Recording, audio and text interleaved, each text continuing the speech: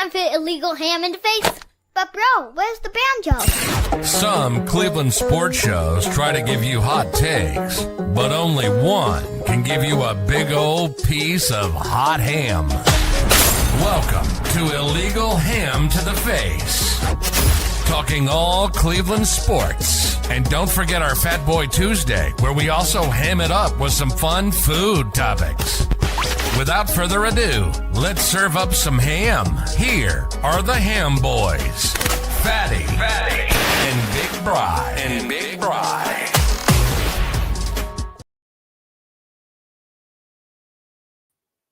And Fatty fail. There we go. Start out the show with a Fatty fail right out of the gate. What's going on, Big Bry? How you doing, man? I'm doing good. You're looking dapper tonight. Thanks, sir. I swear one of these days I'll get a setup down here, but it's very low on the priority list right now with other home improvement stuff going on. The only thing that you have to do is maybe just hang a Browns flag right behind you. It'd be perfect. I have some memorabilia over here sitting on this couch. I just got to find a good spot for it. So I don't want to unveil it too early and then it looks kind of haphazardly. So we'll wait. We'll wait for the big reveal. All right. Bud, how was your week? You have a good week? Good, yeah. I mean, other than being, as the Childs would say, wicked cold, it's been pretty good. I haven't signed up for this in December in a while. So and I just looked at the forecast over the next week or so, and it doesn't get a whole lot better. So unfortunately, we'll tough through it. Jocelyn's in here. What's up, bro? What's up, Bri? What's going on, sis? How you doing? So we got a great show for you tonight. We are going to do trivia, which is my turn for trivia tonight. I got a wonderful Cleveland Cavalier trivia for Bri tonight. We are going to, which is also brought to you by Say Dogs Cleveland. We're going to talk about another Browns loss to the Tennessee Titans. We are going to do Fat Boy Tuesday, buddy. We're talking buffets. And then we are going to rank our top 3 buffets. And the only reason why I brought it up is this weekend, we were in Sandusky, and I don't know if you saw the clips that I put out there, but we went to Sandusky Bay Pancake House and had some amazing food there. I mean, amazing. I had a waffle burger to die for. Waffle burger. Yeah. So I don't know if I've ever had those. So it was a waffle, 2 smash patties, cheddar cheese, bacon, fried egg, and a maple cream sauce on it. Wow. So it was sweet like and salty, and it was delicious. I like the creativity. Now, is that considered like a lunch dinner item, or is that on their breakfast menu? So they're only open from 8 to 3 p.m. So everything on their menu. So they do have lunch items. Like they have different burgers there you could try. So I tried their signature burger, which was that one. Hope got the French toast. It was like cherry colossal French toast. It's like their Christmas special. So she got that. The boys got some short stacks, hot chocolates, Bloody Marys. You can have mimosas there. Dude, it was a great place. So I'll let everybody know. Go to our TikTok, our Instagram, and our YouTube shorts. And the video's out there. You'll see the food as it comes out fresh. And give us a like. Trying to get the owner to come on the show with us sometime and talk some breakfast with us, because he was, dude, talk about a guy working. He was working the whole room. He was back in the kitchen working. He was helping out the wait staff. He was helping out everybody. And he came up to us and asked me if I liked my burger. And I asked him, I'm like, are you the chef? He goes, no, I'm the actual owner. I'm like, dude, this is bomb. He goes, I'll put my burger up against anybody's burger. I'm like, really? He's like, oh, yeah. So the confidence there is good. And, dude, it was that good. Right. I didn't even set it down. You know how you normally pause? You sit the burger down. You look at it. Nope. That burger just stayed in my hands the entire time. I was about to say, John Taffer would be impressed by that owner, kind of doing it all. But so did they have a buffet also, or where's the buffet? So the reason why we went with buffet is because the night before we went to the Golden Corral buffet in Sandusky. Yes, and it's been a while Oh, since okay. I've been at the Golden Corral. I And got you. we had some fun there. We had like 12 of us there. So we had like 6 adults and 6 kids, I think. Or no, 6 adults and 7 kids. So we had a group. But yeah, we decided to go to Mhm. Golden Corral. First time I've been there in a while. And I wanted to talk about buffets and, like, you know, your favorite things about buffets, that also ranking our buffets. So, Oh yeah. and Justin's already, now he's talking shit to Jocelyn. This is going to be a great night. I'm going to be watching Jocelyn and Justin fight with each other tonight. Be like old times in high school, buddy. There you All go. right. It's been a while. All right, Bri, do you have any shout outs this week? I think the only shout out I have is to my mom, who's going through it right now. She seems to be doing okay now, but she went on a cruise in Europe about a week ago, maybe a week and a half ago, and she just hasn't really been feeling great. And she went into the hospital, and turns out she has like a double lung infection. So Oh, thankfully, by the grace of God, she's been progressively getting better. But as you can imagine, being in a foreign country, in a hospital all by herself, because the people that she was traveling with were on a cruise, so they had to go to their next port. So kind of left her behind. But so thinking about her, praying for her, and hopefully, God willing, she says she hopes to be back in the States by tomorrow night. So yep, where's she shout at? out to her. To be honest, I don't even know, because I feel like one of her messages said she was in Germany, but then one of her posts to we have a family group on Facebook, letting people know what was going on. She said she was in France. So Germany, France, 6, 7, I don't know. Yeah, It's pretty the much. same. I mean, that's just a drive, right? It's fine. Right. Well, I'm glad she's doing better, bud. Yep. That's definitely scary, especially when she is in freaking Europe and sick. Right. Yeah. So I mean, I couldn't imagine I'm a baby if I was in Medina and dealing with that. I'd be not a happy camper. So I couldn't imagine going through it by herself in a foreign country where, I don't know. She said she has a couple doctors that speak English, but they only come around once in a while. So got to be frustrating. Thank God for technology, man. I know it's very simple to a lot of people, but the fact that I can text her and she can get it within 5 or 10 seconds and then text me back and she's halfway across the world is just wild to me. Yeah. Justin said we had a golden alert earlier today. For a minute, I thought it was Fatty was in town.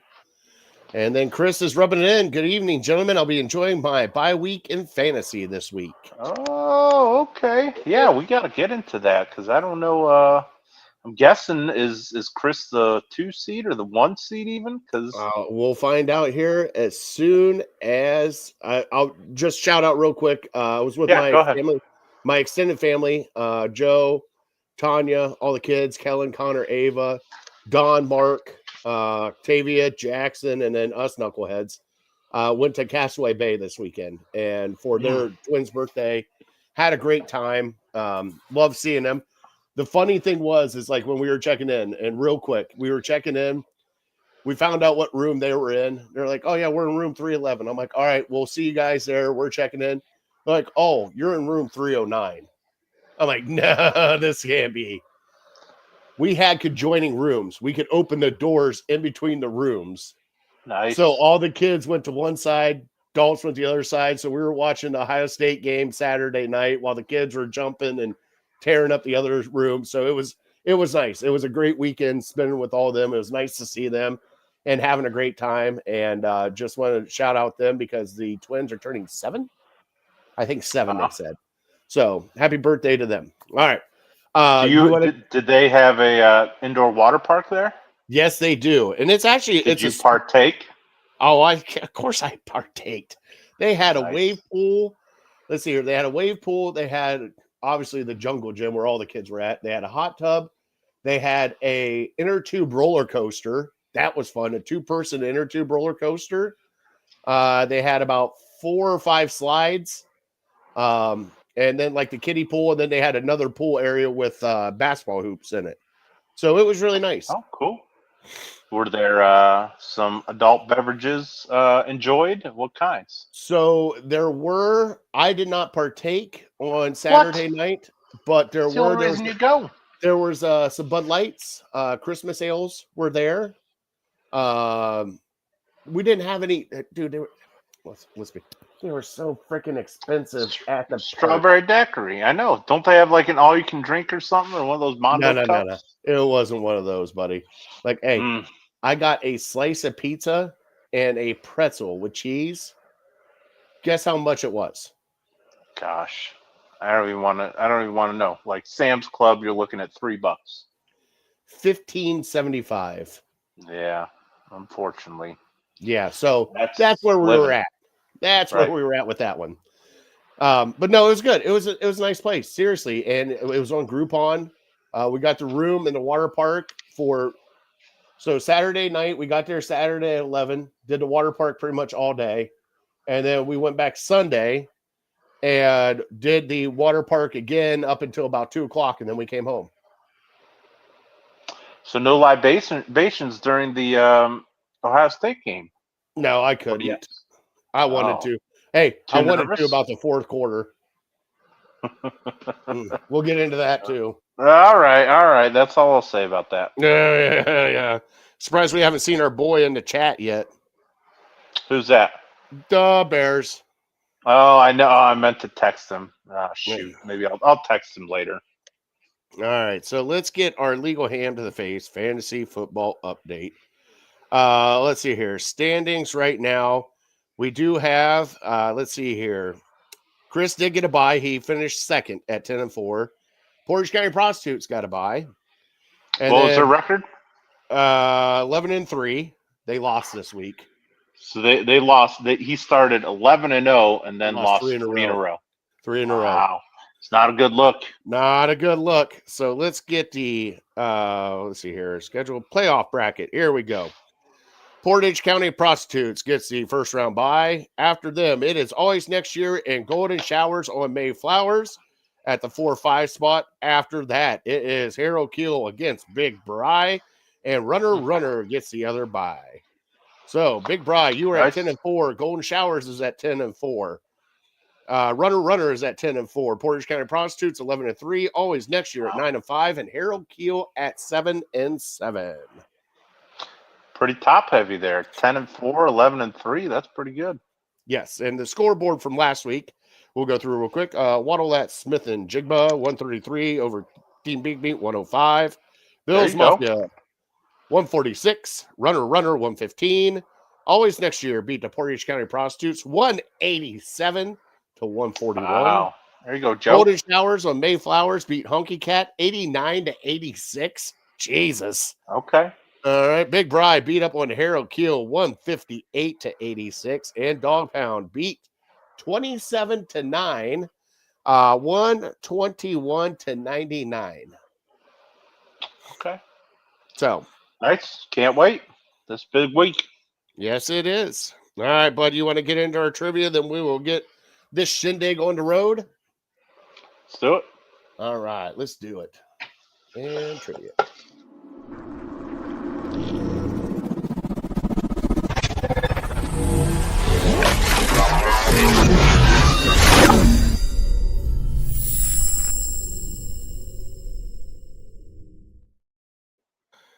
Trivia is brought to you by City Dogs Cleveland. As always, I'm gonna have a little quick interrupt here and move. Okay. So Brian, Cavs trivia for you. All right, you ready for this? Bring it. All right, 1976. You know what that was? Bicentennial. The Miracle of Richfield. Okay. Bri, can you tell me who hit the game-winning shot? You have to be more specific. In that one game? Yes. Oh, I got you. Okay. All right. I got a couple names here. Okay. Is Bri crying because of my team name, Justin Ass? And I was like, I don't think Bri is oblivious to it right now. What's his team name? 27 to 9. Oh. Okay. I thought it was 13-10. That seems to be a lucky number for me. All right, let's get into it. My God. All right, how good did Indiana look? Their defense was very impressive. It was a defensive battle. I don't think. Well, I'll catch some hate for it, but I don't think either. I think the defense is the strength for Ohio State. I don't know if I'm breaking news saying that, but I think the defense is significant. I don't want to significantly might be too strong of a word, but I think the defense. You're going to go as your defense goes. Your offense is very good, but your offense isn't special. Your defense is special. So.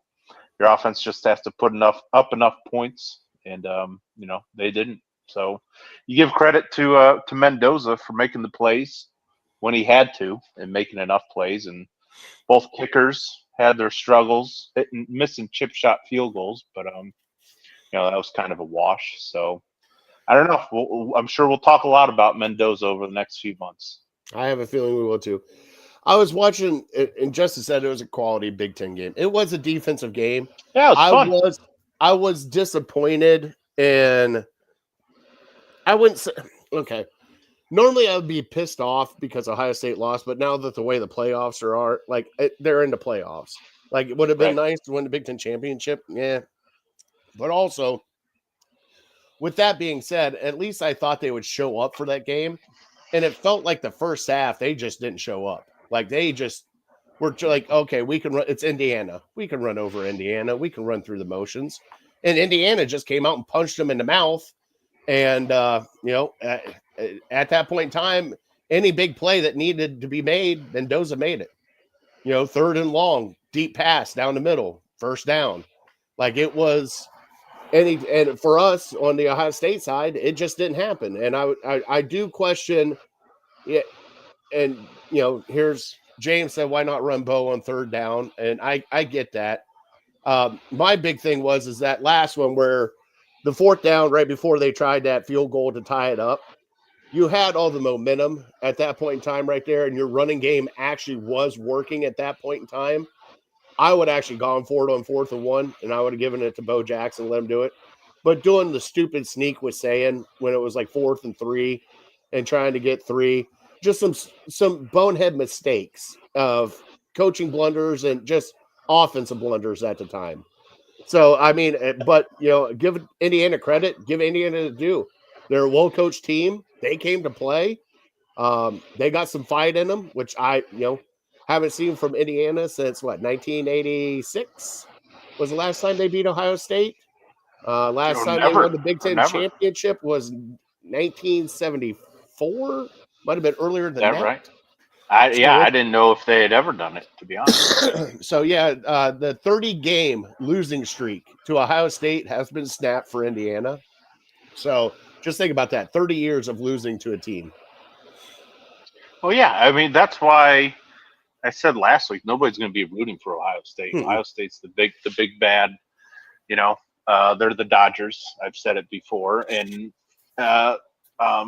Indiana is the feel-good story. This loser for the last 30, 40, 50 years, maybe for their entire existence. They've always been – a lot of times in college, these big schools, you almost accept if you're a basketball school or a football school. And Indiana's clearly been a basketball school our entire lives. This is the first time I can ever remember. Now with Michael Penix, maybe that kind of started to turn the tide a little bit because he was very good for them. But other than that, I really can't remember a significant Indiana team. So for them to go out and do what they're doing, I think is great for college football because it's not your Ohio States, it's not your Georgias, it's not your Alabama, it's not your Notre Dames, these teams that have dominated over the years. So, I'm rooting for them. Obviously, they beat Ohio State, so I don't hate that. But I'm starting to get into this Mendoza guy. I'm just starting to kind of learn a little bit about him. His personality reminds me of like a Kirk Cousins. Mm-hmm. Not the coolest guy. He's not Baker Mayfield's Mr. Suave.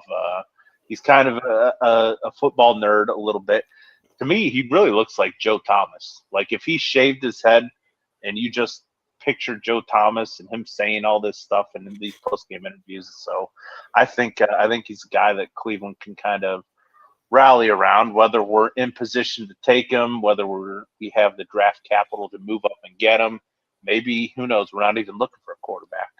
We have plenty of weeks to discuss that, months to discuss that coming up. But it's fun to have a competitive game, because up to this point, Ohio State has not been tested other than Texas. Texas was the only team that really kind of hung with them, but Texas offense looked terrible, looked god awful for 3 or 3.5 quarters. So there's going to be a lot of people that think Ohio State would kick their butts if they played again, and that's probably because Ohio State has more talent than Indiana. So whenever a team that has less talent just kind of puts it together and makes plays, it's kind of a good thing for college football that it's not just predictable, that the number one team in the preseason wins every game and then they win at the end of the year. So I'm all for it. I know it's Ohio State, so that's why I'm on that side clearly. But I'm just saying in general, if it was Georgia losing to Ole Miss or Georgia losing to South Carolina, I think that's good for college football. Yeah, but the thing is Ole Miss and South Carolina have had teams that have been relevant.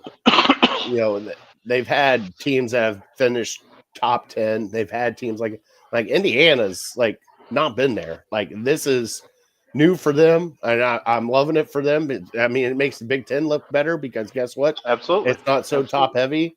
And Brian, I'm not going to lie, I'm loving this kind of new era of college football because there's more parity now in college football than there has been. There's not yet. It's starting to get there. Ohio State spent $20 million and they won the title last year. They spent the most and they won the title. So in order for there to be parity, we need Indiana or I don't know who else is in Texas. No, Texas A&M spends a ton of money too. How can you say there's not parity when James Madison and Tulane? Yeah, are they 21-point underdogs? No, but still. So if they win, I agree with you. If they get blown out, oh yeah, I understand that. But it's Notre Dame got pushed out. How awesome was that? Yeah, I was loving every minute of that. And Notre Dame would probably beat those two teams by 30. And guess what? They should have gotten a conference and taken care of their own shit. So I don't know what to tell them. Yeah, that's the discussion. I almost think somebody made a point today. I can't remember who, but somebody made a point that the end goal for the NCAA or what's left of the NCAA is to get 16 teams in. So maybe they did this to kind of show that, well, we need 16 teams because we had to leave Texas, this giant school, and Notre Dame, this historic powerhouse. We had to leave them out. So we need more teams. We need 16 teams. And so that's why we can have that discussion that there's no way that Tulane and James Madison should both get in. Not a chance. Now, I do if they win, then we can have that discussion. But right now, it's ridiculous. Now, I do want to ask you, because we grew up with the BCS and everything else. So as of right now, Indiana would be in the national championship game in the BCS. Yeah, I'd be okay with that. Would Ohio State get a rematch national champion? No, of course not. They just lost to them. You don't get back-to-back. You don't get back-to-back games. It would be Georgia. We talked about it with Georgia, Michigan. Indiana. Yeah, and what did it turn out that year? Ohio State got blown out by Florida. Michigan got blown out by USC. So that would have been a terrible decision. That's why it should have been them two playing and not those other teams. No. If the BCS was still intact, then the SEC championship game and the Big Ten championship game, those are elimination games. It's essentially a 4-team playoff because you have Alabama, Georgia, you have Indiana, Ohio State. Whoever wins between those games advances. And James comes in. I don't like a 3-loss Alabama team in there.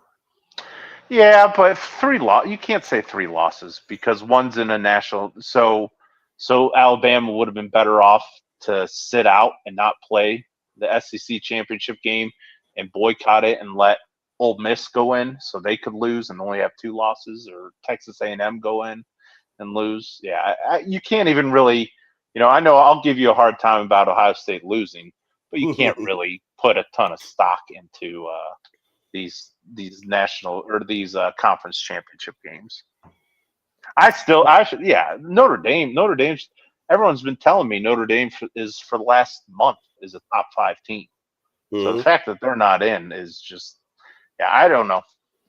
I know Ohio State fans have no sympathy for Notre Dame, but I don't. I'm just looking at it playing. Yeah. Well, most Ohio State fans are jealous of other giant programs. So like Alabama, Georgia, Notre Dame, they kind of look down on. I don't hate Notre Dame. I don't hate Alabama. Well, you're just stereotyping Ohio State fans now. I absolutely am. Look at you, just putting us all in one box together. There you go. Will you stand up for Notre Dame? No, because I fucking hate Notre Dame. Will you stand up for Alabama?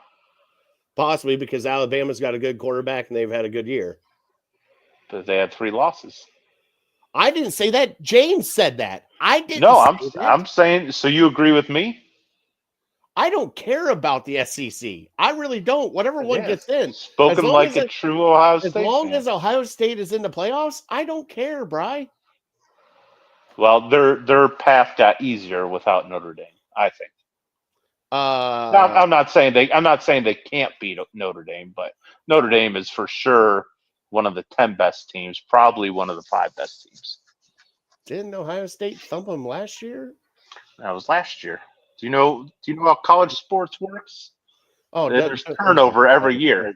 Turnover every year, except for Ohio State, obviously, because they just they have a new quarterback. Oh yeah. Well, thank God Nick Saban retired. You got Julian Sayin and Caleb Downs out of that deal. I'd say that was a pretty good deal for Ohio State. Well, Nick Saban retired because he didn't want to have to deal with, I'm a 5-star recruit. No, Michigan sent him up. Because I'm a 5-star recruit and I don't want to play for you anymore because I'm not getting any playing time and you're locking me in on the bench. Okay, I'm going to leave. That's what happened. Let's be honest. No. Oh, if you want to be honest, it's all the BS that college football has turned into now. With kids control their own destiny rather than coaches. So nobody wants to coach. That's why Harbaugh left. That's why Nick Saban left. That's why all the good coaches are getting out of college football. Mm-hmm. And yet we have a good coach still in college football, which is the Indiana coach. And there's some other good coaches. We're not going to talk about Lane Kiffin. Lane Kiffin is a piece of shit. I like this. We've been talking college football a lot here. Well, it stinks. The reason why is, Brian, I'm kind of honestly done talking fucking Browns. I don't want to talk Browns today. I mean, if we could talk college football the rest of the time. What are you talking about? The Browns are finally getting interesting. Are they? Are they really? Yeah. They lost to a 1-11 team. They're interesting now. Okay. I mean, it's not 13 points and throwing 2-yard outs. But it's also your defense. All right, here, hold on.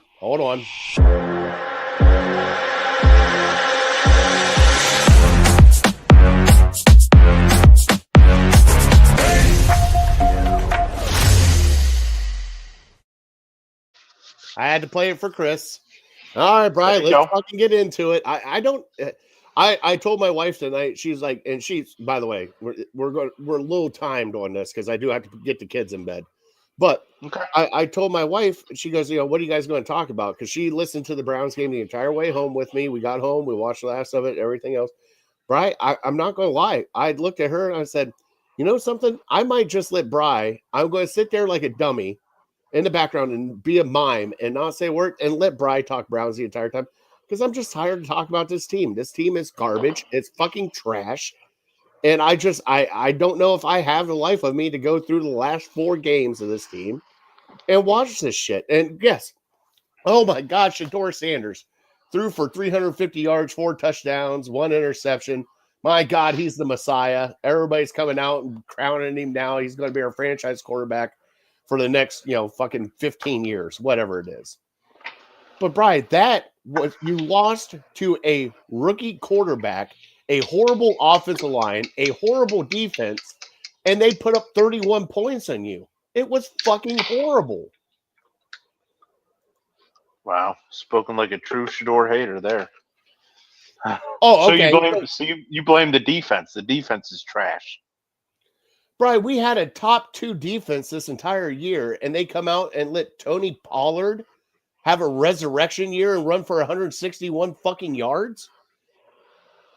Like, I'm just saying. And then Myles Garrett, hey, let's be honest. Myles Garrett missing assignments because he's just trying to go for his now.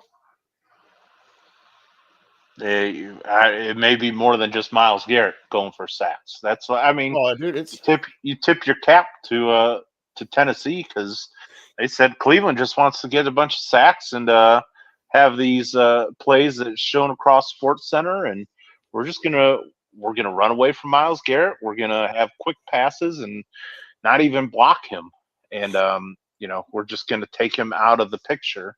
And we're just going to run it down their throat. Tony Pollard's still a pretty good running back. It was embarrassing, the clinic that their offense put on against our defense. And then our offense came back at the end, but wouldn't you believe it? A special teams play kind of did us in once again. Which special teams play was that? The 2-point conversion? Special teams, the block punt. Oh, the block punt, of course. Where he kicked it into the guy's gut. So he could have blocked it with his feet. Okay, so you said Tony Pollard is a really good running back. Okay, so let's see. He's a good. I didn't say maybe I said really good. He's a good running back. So yes, I know his stats probably don't bear that out. Let's see here: 161 against us, 60 yards against the Jags, 20 yards against the Seahawks, 22 yards against the Texans, 40 yards against the Colts, 18 yards against the Patriots, 34 yards against the Raiders. Yeah, he's a good running back. He is. It'll go back to his Dallas days. I'm not saying he's a top 10 guy, but that's why I say they put on a clinic against the Cleveland Browns on how to dismantle this defense. And I don't know if it was Jim Schwartz blind spot or if it's just guys looking out for personal stats like we were talking about. But I mean, there's no excuse for getting run on like that by the Tennessee Titans, who aren't a very good rushing team. And oh, by the way, we have the best rushing team, I think, statistically this week in the Chicago Bears. Yeah, that's going to be fun. Jocelyn said Harbaugh left because he was caught cheating. There's a good one. It was about time. I was expecting that. That was a little delayed with your generic response. Justin, I'm sure, has that too. No, Justin said fire Stefanski. And then Young Spaz is in here. I believe the excitement is finally in, waking up and seeing you have a franchise quarterback in the building already. After one game. One game. Here we go. Yeah. You can get excited about that, right? What's wrong with that? It was his best game. You got to give him that. Rest up. So, I mean, you can't separate the player from the person.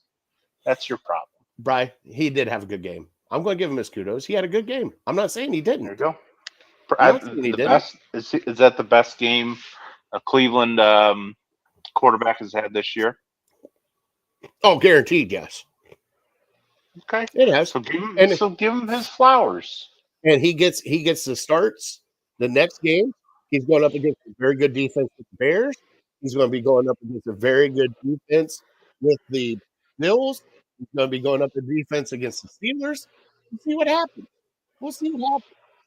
But we're not here breaking down. We're not here looking forward to those games. We're talking about this Tennessee game. What did you like? What did you like? What didn't you like? I like some of the throws he did, right? I really do. The pass to Njoku in the end zone, even though they called him out on the radio, said he had Fanning wide open in the middle. The pass to Judy, especially the one to Judkins, like he actually, and plus, Bry, I did like there at the end when he was scrambling around and just kind of took it himself, put the shoulder down, went right in the end zone. Now, the one thing I also didn't like is, you're a football player. you're still down 2 scorers and you're going in with wrist up after every time you got hit this entire time. They're doing wrist up to you, but that what it is. You have to accept and think the household that he was raised in. His father is Deion Sanders. His father invented swag. I don't love using that term, but whatever you want to call it, that's Deion Sanders. And he could back it up. So he grew up in that household. So there's not a chance that any of those kids aren't acting the same way their father did. Now, negative side, Brian, the defense looked like shit. Special teams looked like shit again. I professed that I thought Stefanski would be fired if they lost this game. I am still surprised he has a job, and Chris has came in here and said that, how Stefanski's still the coach. Coaching blunders lost us this game, especially when you had a hot hand there at the end of the game and you decided to run a fucking wildcat. And everybody can tell me, well, the play was wide open if the play was run right. I don't give a shit. Like, you had 2 2-point conversions that you failed on. And Shedeur Sanders should have been in there for that last 2-point conversion. He had the hot hand at the time. You got to ride the hot hand. And Stefanski goes, oh, let me try a triple reverse with a flea flicker. And I laughed because one of the videos I saw, you remember Waterboy when he's up in the... I laughed so hard at that because that's all I see Stefanski doing. My cousin Adam sent it to me, and it had the Shedeur head on Adam Sandler and the Stefanski head on the coach. Like, oh, he thinks about faking. And absolutely. But it was just, it was on Judkins. He made the wrong read. He should not even a read. He was supposed to pitch the ball. That's what it would take the snap, run right, pitch the ball to Larvin, I think it was. But his instincts took over when he had the ball and he's looking for a hole. And then he's like, oh, crap, and there's just too many working parts with guys who aren't used to doing that. So, and I really thought it wasn't a great call. I didn't go back and really look to see if it would have worked. But just me being like a Tennessee defensive player, they tried the Wildcat before. And I've backed the Wildcat in certain situations in the past because it has worked. Like when you're first down and goal from the 1 yard line, run the Wildcat 3 times, you're almost guaranteed a touchdown. But when it's one play from the 2 yard line and you're running the Wildcat, you have to get 2 yards. And they proved earlier in the game that they completely blew up our Wildcat. It did not work at all. So you knew the Browns weren't going to just run the ball Wildcat again because they knew that they can't just get 2 yards because it's not that easy when they know. So you knew there was a wrinkle coming. And so it was almost pretty predictable that they would run the wrinkle there because, we'll get them thinking that we're just running up the middle. And it's like, no, they showed earlier in the game that they can stop you. And you didn't even, I think we lost yards on it. So you knew that wrinkle was coming. It was predictable. Just putting guys in situations where they're just not comfortable. They haven't done it enough. And, unfortunately, it came down to that. I don't know why. I still don't really fully understand the analytics that say when you score to go down 2 touchdowns or score to go down 1 touchdown, you go for 2 because you can go for 2. You just have to make 1 out of 2. And, it ended up costing us the game. It worked for the Jets a few weeks ago, and it cost me my survivor pool when they were playing the Bengals, and they scored. They went for 2. They got it. And then all they had to do the next time they scored was kick an extra point, and they win by 1. So I understand it a little bit, but it's just very risky, especially, you would think if we're going to go down and score 2 touchdowns to tie it up, we're going to have all the momentum. So let's just kick the extra points. And Schmidt has been great this year as of recent with extra points. So, I wish they would have just kind of done that. And, for sure, that's the conversation is, why do you take Shedeur off the field when he just had a great drive? And don't get me wrong, it was very much assisted by the Tennessee Titans and their personal fouls. So it's not like he was perfect, but they were, somehow, some way, we got into the end zone. So he was feeling it. But yeah, I wish, in hindsight, being 2020, I wish he would have just kicked the extra points. Justin's coming up with conspiracy theories. Young Spaz came in and said, I keep hearing it's the Titans. Well, it's the Browns. Put comparable talent around him, and the results will look as good as the talent. We fair. will see. We will see. But yes, I mean, now, the crazy thing about it is our offensive line, the only healthy starting offensive lineman we have is Joel Bitonio. Yeah. The oldest guy who we've been concerned about this whole year about his health. He's been our go-to guy, our rock, and now unfortunately with Posick out, he just, I mean, receiver and offensive line are a problem for all of our quarterbacks. So yeah, you'd like to see him with a better group around him. Yeah, Posick is out for the year, and with an Achilles. I think I saw Ford is out for the year too. Yes, he is. They put him on injured reserve too. So we got 2 guys out on that. Teller is out this week again with calf. They're still doing Teller dirty. Conklin's probably back in Michigan somewhere. I don't know where the fuck Conklin is.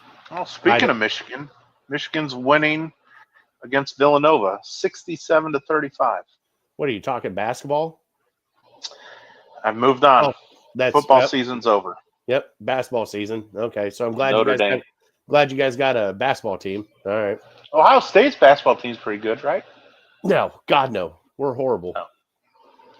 Tab on them. Hey, get them turned around. We're a football school. All right, we don't play basketball. You don't go there to play school either. Yeah, well, yeah, true. That's true on that one. I can't even argue that one. Let's get to Justin's conspiracy theory. Stefanski is coaching trash because Haslam wants a dome, uses poor play to get, saying it's the weather. Okay, Justin, you got to get off of that. What did he say? To get Julian saying? No, he's trying to. Oh. Justin, Justin says Ohio State plays basketball, ? Yeah. Bri, this game against the Titans, you and I talked last week. I was very high. Like, I thought this was, hey, it's a gimme. I thought this was a gimme win. And, man, Tennessee came out right out of the gate and just punched you. And you just never responded until the end of the game. And like you said, special teams gaffes again, a block punt. Bri, that wasn't even a block punt. I'm pretty sure that tackler could have picked up Bojorquez and just carried his ass to the end zone if he wanted to. That guy came through completely unblocked. And Bojorquez just sat there and looked around like, what the fuck? What the fuck do I have to do here? It's unexplainable. I can't imagine how the players feel, but it just happens every single week, and they find a different way to blow it on. And like major blunders on special teams. It's not like, we recovered from Larvadam fumbling it and then hopping back on it, or maybe a punt being downed at the 1 yard line or something. Like, these are major game-changing blunders. And I'll be honest, I as soon as they blocked that punt, I said, all right, I can't handle this. I turned off the Browns. I went to the red zone, and then I found myself watching the Papa Shot National Championship, which was phenomenal, by the way. The finish was unbelievable. But I did come back to the Browns. But at that point, I was just done with them. Can we stop talking Brown? There's a Papa Shot National Championship? I think it was. I don't know if it was the Ocho or ESPN News or one of these other ESPN channels. Yeah, it was Papa Shot National Championship. I mean, I feel like I can compete with these guys because they were good, but they weren't perfect or anything. So, but they had cool jerseys. They had cool jerseys with their names and numbers on the back. So I might look into getting into it. I wish I had a higher ceiling down here to where I could put a Papa Shot in. Oh, just line drive it right in. Oh, that's all you do. You just bank shot the whole time. And I don't know what because you play Papa Shot enough, there's different lengths So I don't know exactly what size ball they're using, what size length to the hoop it was, but yeah, the strategy remains. I'm just trying to do everything I did to not talk about the Cleveland Browns, Brian. Oh, come on. No, okay. All right. So here's two questions. All right. So first off, obviously Miles didn't show up this game at all. One sack. Did he actually get a sack? He had a sack. I believe he had another, at least one tackle for a loss. They just, team in one, we shouldn't be scoffing at one sack. One sack every single game. Well, hold on. But these people that are talking about, oh, he could set the record. He could get 4 sacks. Like, let's stop. Let's stop predicting that he's going to get 3 or 4 sacks every game. That's just crazy. If he gets 1.5, that's a pretty good game. Yeah. But I'm still. It was a shitty offensive line, and he should have just. Yeah, agreed. But it's not like they're playing Myles Garrett the same way they're playing Alex Wright or something. Oh no. That's why it's so impressive what he's doing, because every single team is game planning to stop and slow him down. Every time they're thinking about him every single play. Now, the question I want to ask you, and it was brought up by Nathan Zagura, who is on the call every Sunday, and it was brought up on Friday during the Ken Carman show. Now, Bri, if he breaks these records, the sack record, the tackle for loss record, this is an historic season that he is on right now. Bri, if he was on any winning team right now, would he be in the talks for MVP? I think it's yet to be determined. It depends on what the rest of the season looks like. Like, he would be in the talks, I think, for sure. But, was TJ Watt seriously considered for MVP when he set the record, or tied the record, I guess I should say? No, but JJ was when he did the tackles for loss record. Okay.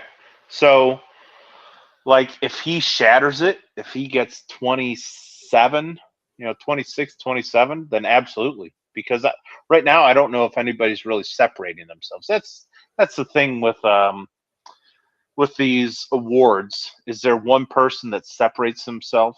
Like, we'll talk and we'll hear for the next couple days about the Heisman. Like, has anybody really separated themselves in the Heisman? I don't really feel like. I think Mendoza did. I think Mendoza did on Saturday. Yeah, but it's just because, I mean, not sole reason, but he's the quarterback of the number 1 team, and I would have said the same thing about saying he's the quarterback of the number 1 team. I don't think he's really looked spectacular, but also Mendoza has he's probably going to be the number 1 pick overall, so he has that in his bag too. But really, do you really feel like, oh, this guy is just, doing things we haven't seen before? No, I feel like, Travis Hunter was kind of that way last year. That's why you had to give it to him. But this year, again, I'm kind of starting to fall into with Mendoza. But I don't feel like, he's really the no-brainer Heisman. It's just he's the quarterback of the number 1 team, so you give it to him. So I kind of feel the same way with the MVP. Like, everyone thinks the Rams are the number 1 team right now, so you just give it to Matthew Stafford. I would give it to JT's had a stellar year. Yeah, but unfortunately, he has. I agree with you, but he's probably about due for some tough times. No, I know he's Philip Rivers. You saw who they brought in, right. That's going to be their quarterback, so they're going to put 15 guys in the box against them.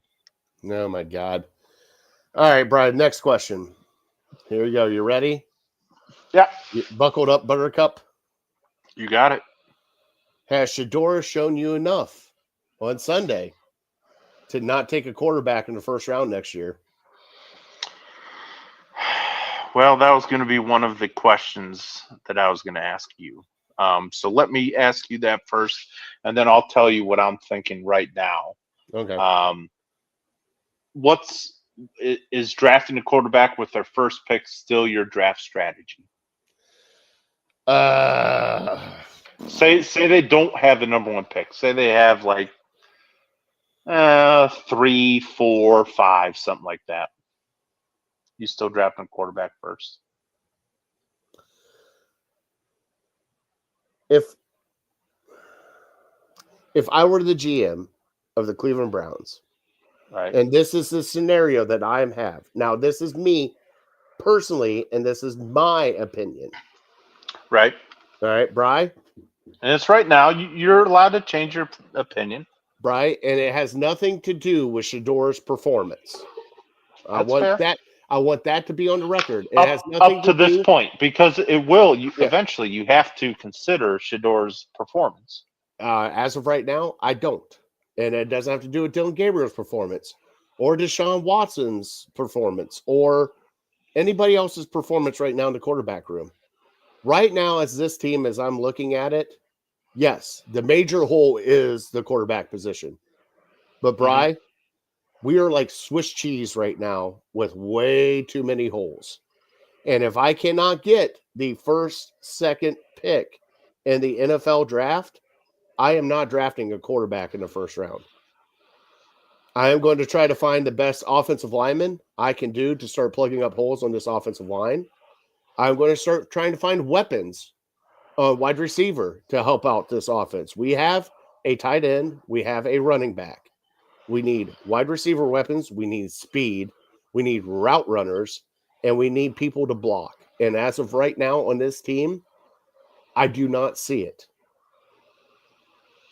Is that a fair enough answer? That's fair, but I'll take it one step further. In that scenario where you do not draft a quarterback with the your first round pick, first round pick, what's your quarterback room going into next year?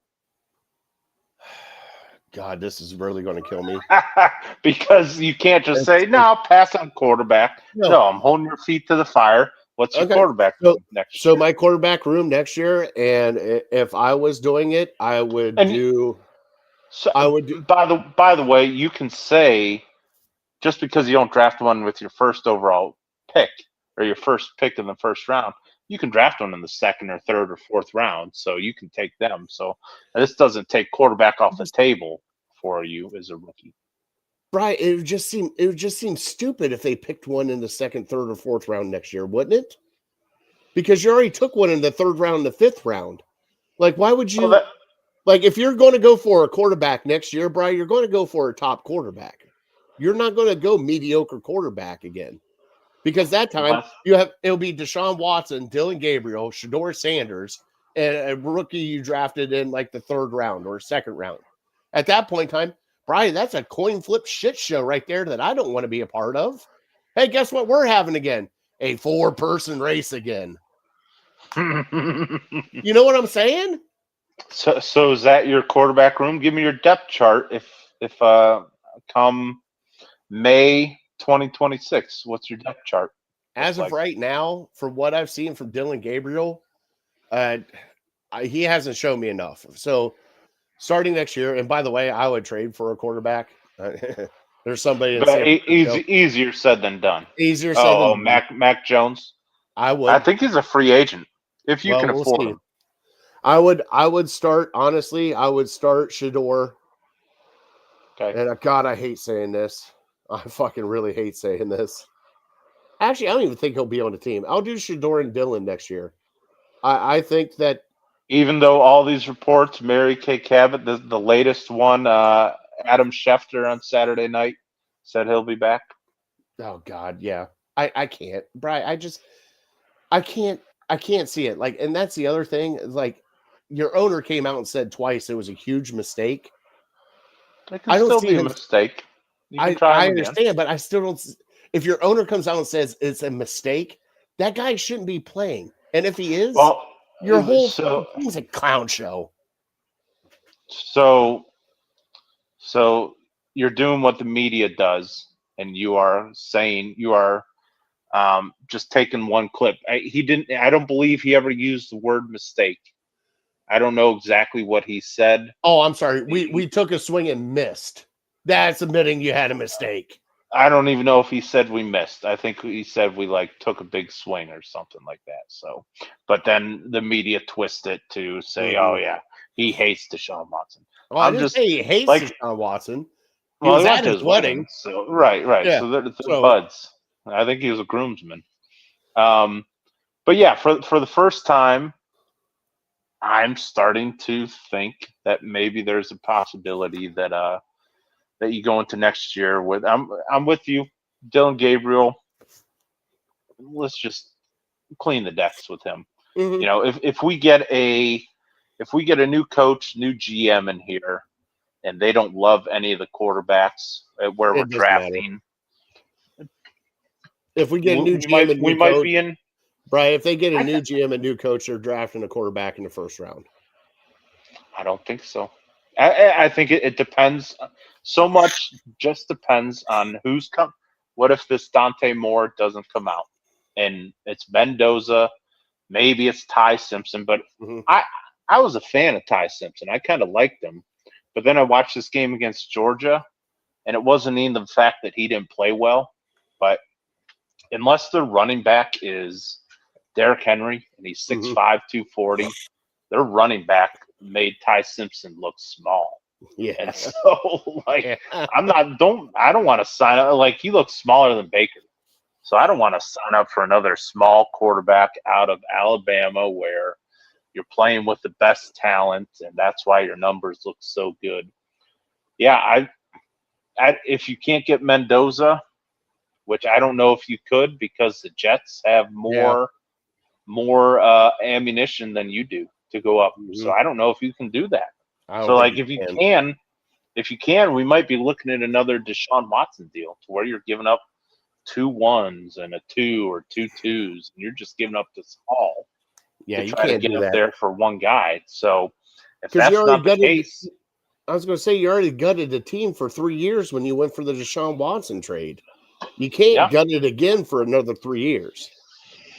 I know, and that's the discussion that they're going to have. Like, okay, and that's kind of how this last draft was thought of before we went into it. That okay, Cam Ward, he's the guy, he's the number 1 pick. Mhm. There's one quarterback, and then there's really nobody else. That could be how this draft plays out. There's Mendoza, and there's really nobody else. And so you might end up kicking the can down the line because there's no quarterback worthy of taking in the top 5 other than maybe Mendoza. And B, you have a guy in Shador. You have a guy. If we get another coach, they might think differently about Deshaun Watson. They might think I can fix him. I can get him back to the Houston days. Mhm. You know, he was terribly mismanaged with Kevin Stefanski. This is what the coach might think. The new coach, he's still your most talented quarterback. Let me get a try with him. And so, I don't think it's the craziest thing ever. You know, me as a fan, I think a second year of Shador Sanders and Deshaun Watson on his very last chance in the NFL, you already have to pay him anyways. I think that's a better quarterback situation than what we went into this season with. Oh, I can guarantee. Yeah. Even though I hate Deshaun with a passion, and I don't want Deshaun to see the field ever again as a Cleveland Brown, but I agree with that, Bri. I do. And those are your emotions getting into it. But no, I agree with that. But the bad thing is, though, is like at that point in time, if they both suck, you know, let's just say this last 4 games, Sanders looks like shit because he's playing. You know, if that's the case, then you're stuck. Yeah. Unless you just put all your chips into hoping Deshaun Watson, magically regains his form. That's the only option. Would you sell the farm to shoot up to get Mendoza? Man, it's so early. And the Browns are. I mean, we can revisit this. Well, yeah. I think so much of that is yet to be determined on how Shador looks. If Shador looks pretty darn good, and you say you can't just even if he looks average to above average, you can't just give up on a rookie going into his second year when you really don't have another great answer at quarterback. Because there's a chance he turns into Kirk Cousins. There's a chance he turns into a elite Jameis Winston, the best Jameis Winston we've seen. So, like, you can't just flush that down the toilet because you're looking for this Messiah. Yeah. All right, so Brian's in here. He said O-line, wide receiver, O-line, wide receiver, O-line, wide receiver. That's how we should be picking them. That would help. Chris said, do you even see a quarterback that should be a top pick next year? If there's only one, and it'll probably be Mendoza, maybe Simpson, and we'll go from there. We'll see what happens at, who's coming out and who's staying. Because, hey, a lot of these guys, it might be more money for them to stay than coming to the NFL. Let's see here. James said I'd draft an offensive line first. And then Brian came back and said Shedeur starting. Drew Aller as a backup, picking him up in the third round. Oh, he's trying to get into string.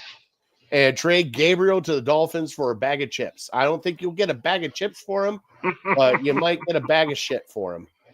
All right, Brian, let's talk about the Bears. Let's move this along. We got into – so the Bears are coming up. We're playing in Chicago. In Chicago. Yep. Brian, it's going to be like -10. It's going to be a Bears running game that's probably going to run all over us again. It's going to be shitty outside. Brian, what do you think is going to happen in this game? Man, it's hard because I don't think the Bears are that good. Like, their record's very good. Certainly they're better than what I expected them to be this year, and their run game is pretty darn good, so you have to respect that. I think we'll clean it up defensively against the run. I think we'll have some success, and it's just going to be like, can Shedeur have the magic again this year? And, shame on us for going an entire hour and not bringing up the name Harold Fannin Jr. I know. That guy's played an unbelievable star. Yeah, that's what you do to number one wide receivers. You just throw it up to him, and you let him go make a play for a touchdown, and he did that. And so a rookie out of Bowling Green, I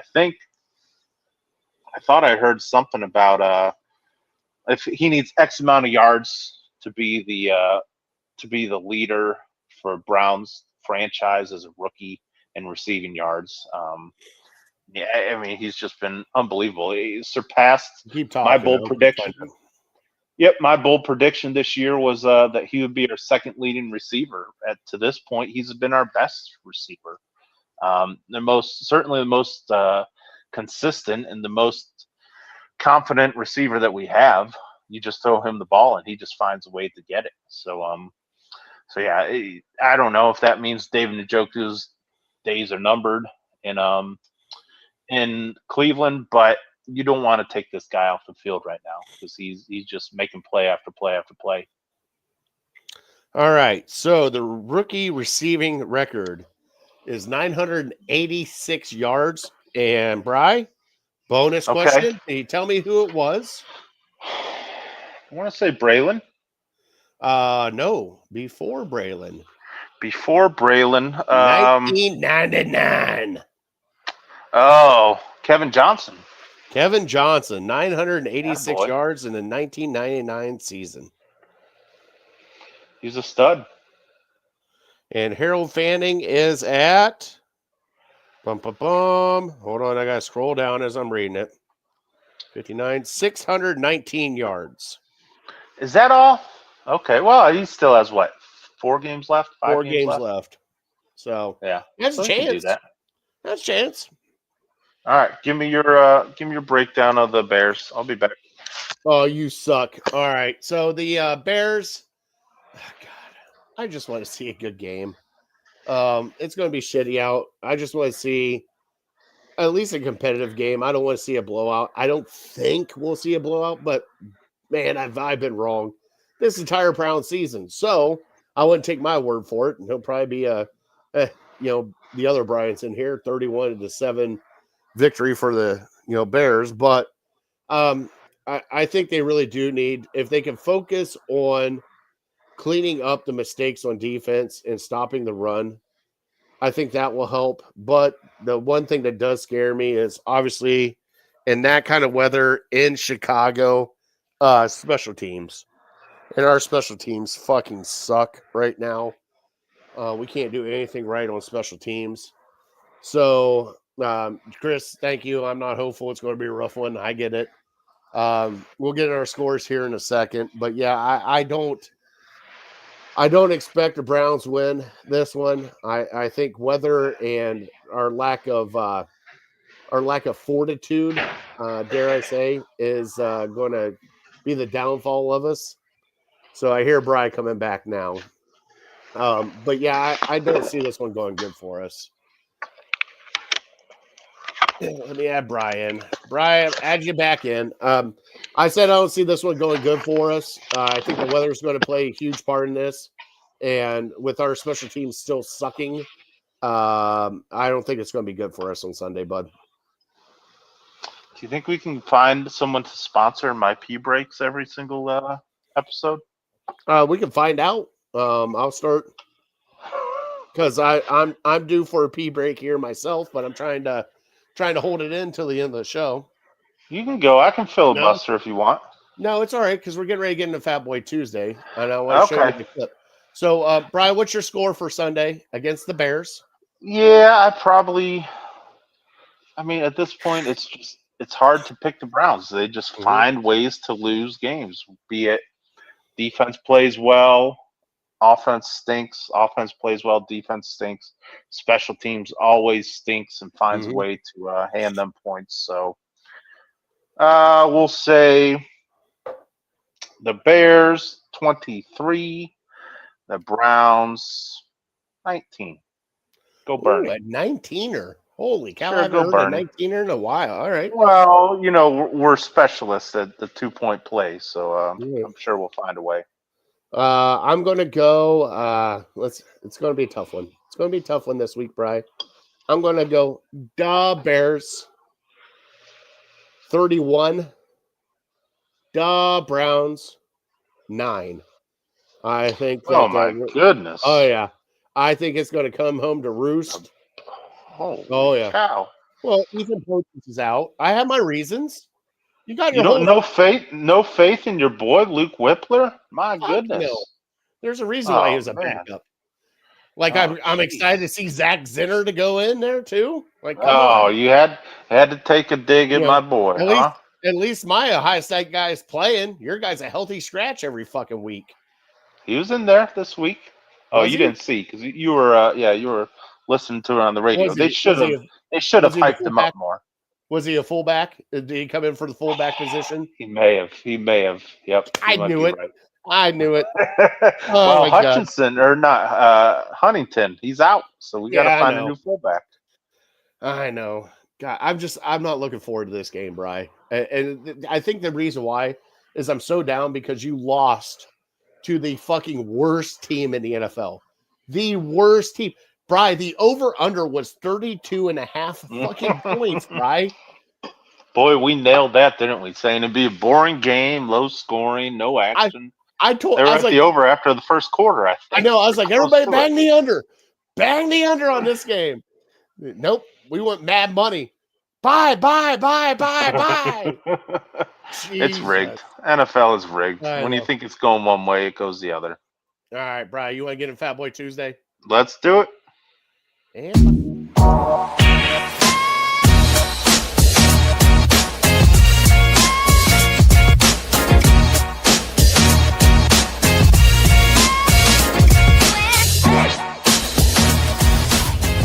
now, it's time for Fat Boy Tuesday. All right, Brian, I do have a special clip for you. All right. Download it. You want to see the waffle burger? See it. What's going on, everybody? It's Fatty from Illegal Ham to Face, and we're here at Sandusky Pancake House with the family. Right in here, Mama. Got the Knuckleheads. Got Uncle Joe. Stay tuned. We're going to be showing some food coming up here soon. See you guys later. We got our food. Take a look at this deliciousness. We got the cherry colossal French toast over there. You got some short stacks with some bacon. Then you got this Mama Jamma, the waffle, sunrise waffle burger. Can't go wrong. Come here and get some food. Try it out. What do you think, buddy? You know it's legit when they put the sticks in it to keep it together. They had to, because that waffle was falling apart as I was eating it at the same time, because it was like really crispy. And man, it was so good. But That's what you we're eat. done. Crispy We're waffle. done talking waffles. We're talking buffets, Bri. Now, we went to a buffet. It's been a while since I've been to Golden Corral. Mhm. The rolls, amazing. But also, it's been a while since I've seen the Golden Corral, so it's been a while since I've checked out all the stuff they had. Brian, they really do have everything at this freaking buffet. There was a salad bar. There was a meatloaf station. There was pizza. There was chicken tenders. There was mac and cheese. There was chicken nuggets. There was steak. There was fish. I mean, it was pretty much anything and everything you wanted. Price was okay. I think for all four of us to eat there, Brian, ended up being like $65. Not terrible. Not With terrible, drinks? right? With pop, but yes. Now, do you tip? I've always wondered. Do you tip at buffets? We did, because I our know. guy that was taking care of us, I believe his name, and I gotta remember his name. I don't remember his name. He was amazing. Anytime that we needed anything, drink, whatever. Plus, we had 7 kids with us, so he was always True. over helping us out, stuff like that. So Right. we did at the end. Now it wasn't a huge tip. I think everybody kind of chipped in $5, so he ended up walking out of there with maybe a $20 tip from us. Sure. But we did, because I felt that he deserved it because he did such an awesome job. Right. I mean, hit us up in the comments if you guys think. But Brian, I wanted to ask you, when you go to a buffet like that with Golden Corral, what's the first counter you're going to? Like, are you going to grade?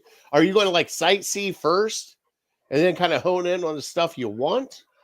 Or are you just going to kind of you're going to section it out and be like, all right, let me start out with a salad here first from the salad bar. Yeah. And then I'm going to work my way over here to this section.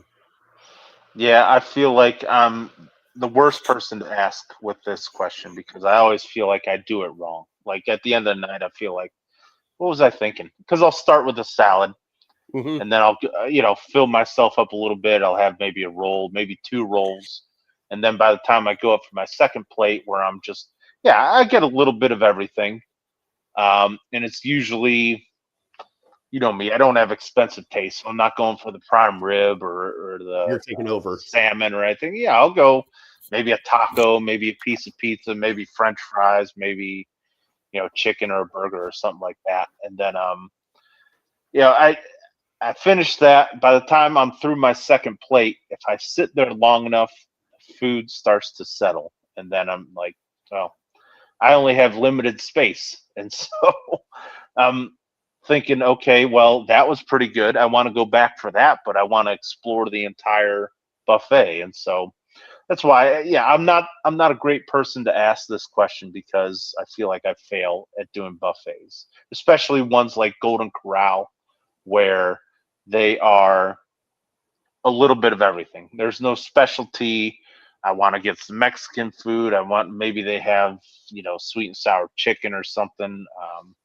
And I want to partake in a little bit of everything, but I feel like I never really get and hone in on what I really want. And so at the end of the day, you have to leave room for dessert too. And so I might get a salad, 1 plate of kind of the stuff that I typically go to, like I was saying, and then I might get a 3rd plate of a little bit of this, a little bit of that, trying to be exploratory, and then don't really enjoy my 3rd plate. And then after that, I'm like, well, now I got to go up for a dessert plate. And then once I get the dessert plate, my night is done.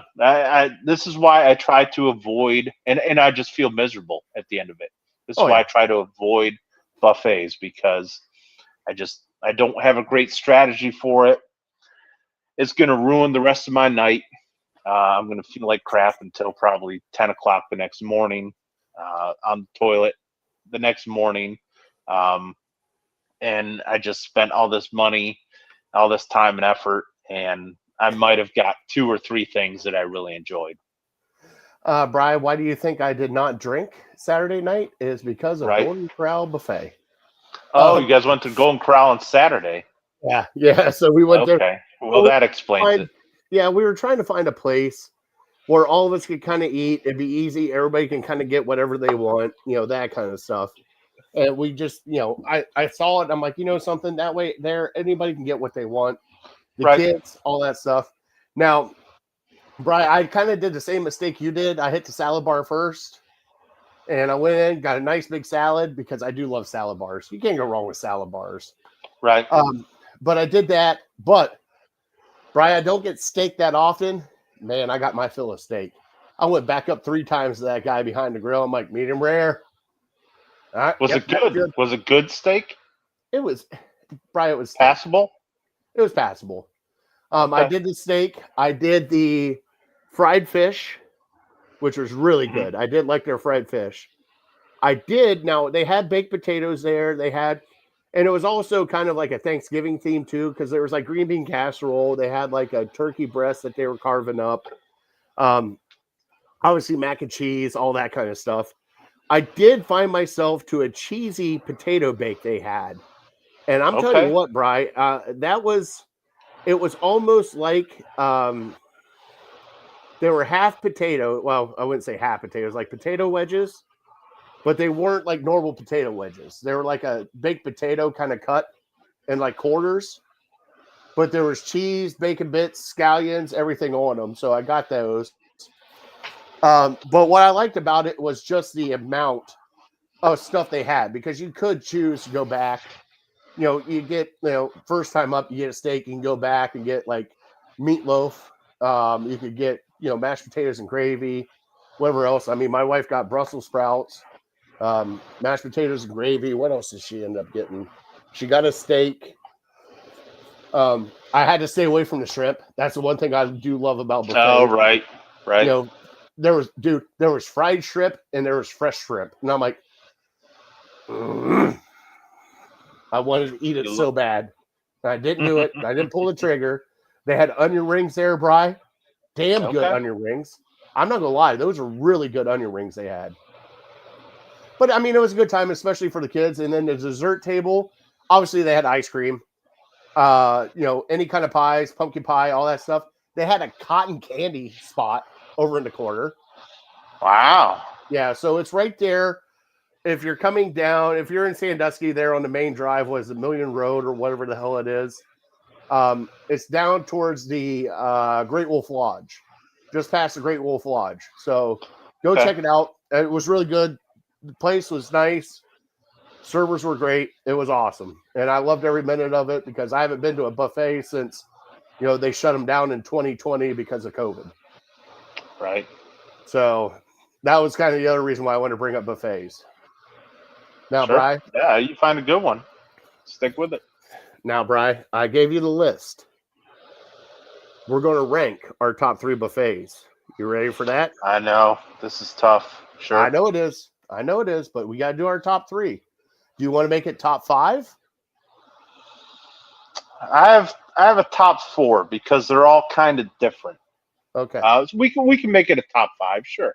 You want to do a top 5 buffet ranking?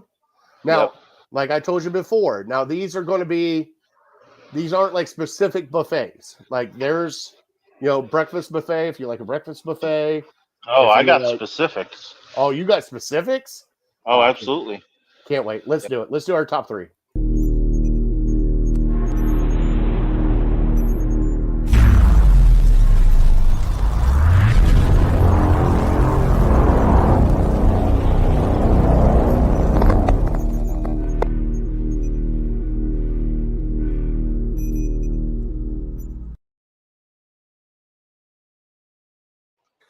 All right, Brian, do you want to go first?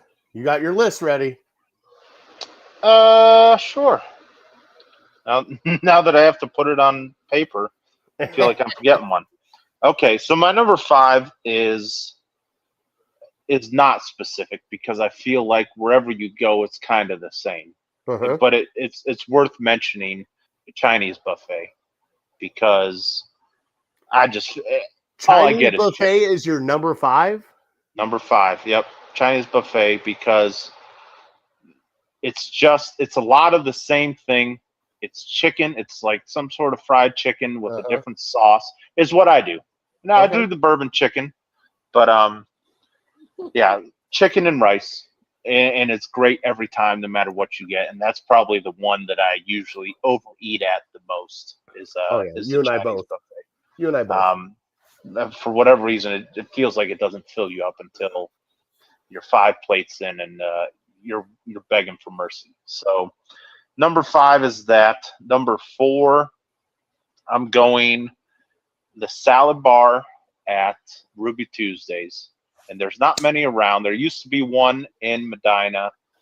That closed. There's not many that are left. I think there's one in Elyria, or maybe not Elyria, Sheffield. There's one in Sheffield, and by far the best salad bar around. They have the croutons. You've been there, right? The croutons, the fried croutons? the pumpernickel that are like soft. I know what you're talking about. My wife hated them the first time I took her there, and then she became obsessed to the point where when we were doing salads at home, she would go there and get a box full of croutons. And God bless them, they didn't even charge her for it. She just fill up a box, take it home, and we make salads for like a week with that. So that's number 4. Number 3, I'm going to go breakfast buffet. And in my childhood, it was Shoney's. We would go to whenever we would travel, we would take family vacations down to Hilton Head, and we would always it was a tradition for us to stop at a Shoney's, and we would get the breakfast buffet. But the one I'm thinking of more recently is Eaton Park, and again, another one that's kind of shut down, unfortunately, over the last few years. There was one in Medina that is shut down. It's now a Chick-fil-A, but Eaton Park breakfast buffet, they just had a little bit of everything. It was just phenomenal. And then number 2, a little nostalgia for me with probably the first buffet that I ever went to was Ponderosa. Did you ever go to Ponderosa? Oh, hell yes, I went to That was Ponderosa. like the original. I can't even tell you what they had or what was great about it, but it just for whatever reason makes me happy thinking about the Ponderosa. I don't think there's many left. No, at there's least one in Northeast Columbus. Ohio. I think Oh, there's is there? one Okay. left. There's one left in Ohio, and I believe it's down towards Columbus. I keep seeing people going there to eat, and I want to get down there and have it one last time before it goes away. Okay, nice. So then my number 1, more recently, probably the last buffet I've been to, I've been to it maybe 2 or 3 times in the last few years, but it's good every time. And I feel like we're on borrowed time with it, because I feel like they can't be making a ton of money, because it was like $13 or something for this buffet. They would just do it on Monday nights. It would be at On Tap here in Medina, and it's wings. They have some pizza, but it's primarily wings and French fries. And it reminds me of I don't know if they still do it at Quaker Steak. Do you remember the Quaker Steak? Oh yeah, I remember. I don't know buffet, if they do, lunch though. buffet we would go to. I Yeah, don't know so if they it's do, like though. that. Bone-in wings, about 4 different flavors. Boneless wings, 4 different flavors, and a bunch of fries and some pizza. But that's all you needed. I get you. That's a great one. I like that. Bri, you ready for my top 5? Mm-hmm. Number 5 is going to bring you back, buddy. You went to Ponderosa. Okay. Bri, Pizza Hut lunch buffet. Oh, I forgot about that. Right. That was yeah. definitely one of my 5. Oh yeah, that Pizza Hut lunch buffet was just smack, and they brought out so many pizzas. You just sit there and get it. Right, number 4 for me, and this is closer to our work, and this is much that you and I used to get all the time, even though sometimes it got expensive as shit. The Heinz salad and soup bar. Oh, okay. That's right. Do they still do that? They still do that. Now they don't do that Really? like they used to, but the salad bar and the soup bar is still there. And Okay. for what we did at work, it was nice to just go there, even though that our salads, they did it per pound, and some salads came out to be like $26. But Pasta salads weighs it down for sure. pasta salads weighs it down. All right, Bri, number 3 for me, and you already said it on here, Shoney's. That breakfast buffet, any kind of breakfast buffet, it doesn't matter if it's Shoney's or not. Breakfast buffets are just the best.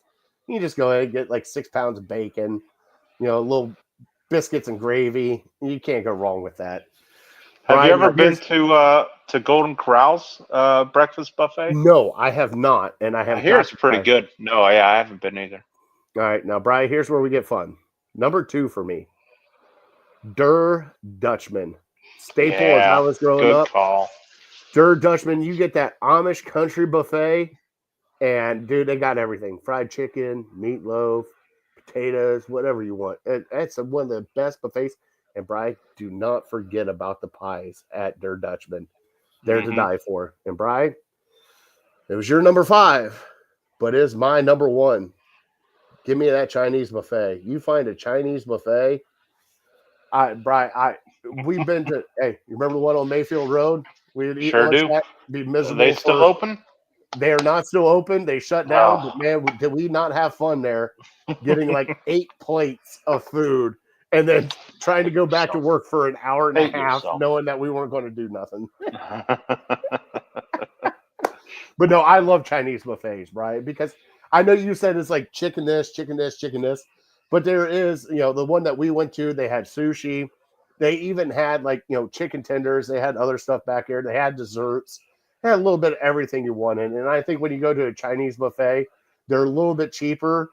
But man, you can eat a crap ton of food at those places. And we did for years. I think the way to go, now they offer like, and I haven't taken advantage of it. I should. When I have a day off, they have the buffets to go where you just load up. You get whatever you want. You load up like a styrofoam box, and then they just weigh it on your way out. Now it'd be probably pretty expensive, but yeah, that way you're just limiting yourself to one box of whatever you want, and you have to maybe be a little more selective. I remember a certain Czech that we worked with would go really hard on the shrimp and kept telling them to bring out more shrimp. I remember that. Oh God, memories, love them. All right, so everybody, hey, give us your top 5 buffets. Give us some content here because we'll do a recap next week. Brian and I love to talk food because that's what we do here. Brian, I know we still have trivia, so trivia is brought to you by City Dogs Cleveland. If you cannot adopt a dog, please volunteer, donate, do whatever you can do to help out a City Dogs Cleveland. Also, only a handful of games left at home. 121 Dog Pound. All proceeds go to City Dogs Cleveland. Now, Brian, are we still in talks about the Steelers game and some paprikash and pierogies? We're still in talks. Yep. Okay. I think it's still a possibility.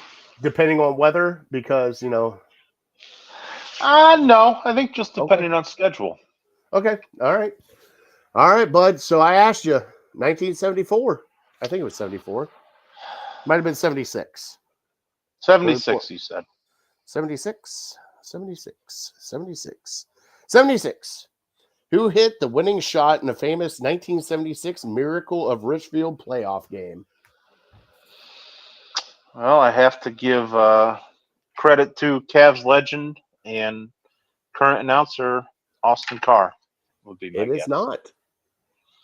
The only other one I thought of was World Be Free. Dick Schneider. Oh, not a chance I would have got that. Not even close. Dick Schneider hit the game-winning shot. Love Dick. Bri, I'm going to clip that. Yeah. Hold on and pause and look at me, Bri, when you say that. And okay. Nope. All right, everybody, thank you guys so much for watching Legal Ham to Face. We love you guys. Please give us that like, subscribe, and follow on all of our socials. So you know where we're at Ham Illegal. Have some fun. Brian, we're at the end of the time of the show. We want to thank our troops, first responders for everything you guys do. especially Pearl Harbor was yesterday, remembrance of Pearl Harbor. So, thank you to all of our veterans and all of our service members. We can't do it without you. We love you guys and thank you guys for your service. Brian, God bless them. God bless you. God bless America.